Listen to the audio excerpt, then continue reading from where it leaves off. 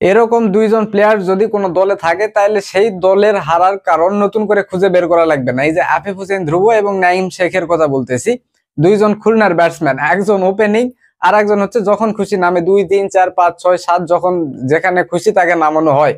তো এই দুইজন যেই কাজটা করছে, 179 টার্গেট দিয়েছে রাজশাহী খুলনা টাইগার্সকে।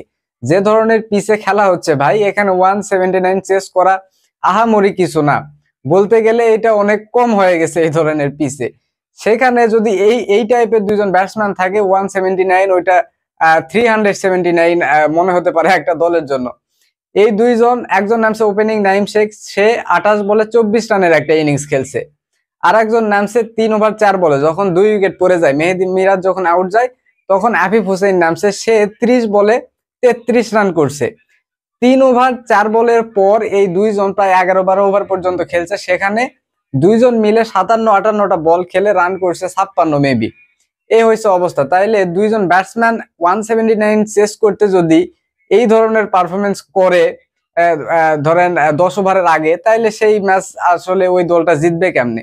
এই ধরনের প্লেয়ার বাংলাদেশ দলেও না আসুক, কোনো ফ্র্যাঞ্চাইজি দলেও না আসুক। এই যে এই দুইজন ব্যাটসম্যানই ভাই একদম নতুন কোনো ব্যাটসম্যান না, দুইজনই ইন্টারন্যাশনাল ক্রিকেট খেলছে। আফিফ হোসেন টানা 50টার উপর টি-20 ম্যাচ খেলছে বাংলাদেশ দলে। এইরকম একজন প্লেয়ার এইরকম সিচুয়েশনে যেখানে 179 টার্গেট, সেখানে 30 বলে 33 রান করে, তাহলে চিন্তা করেন মানে কিসের ভিত্তিতে এরা জাতীয় দলে চান্স পায়। বাংলাদেশের যেগুলা ক্রিকেটার আছে, অল্প কয়েকজন বাদ দিলে বাকিগুলা আসলে বাংলাদেশ দলে যে খেলে এইটা ওদের কপাল।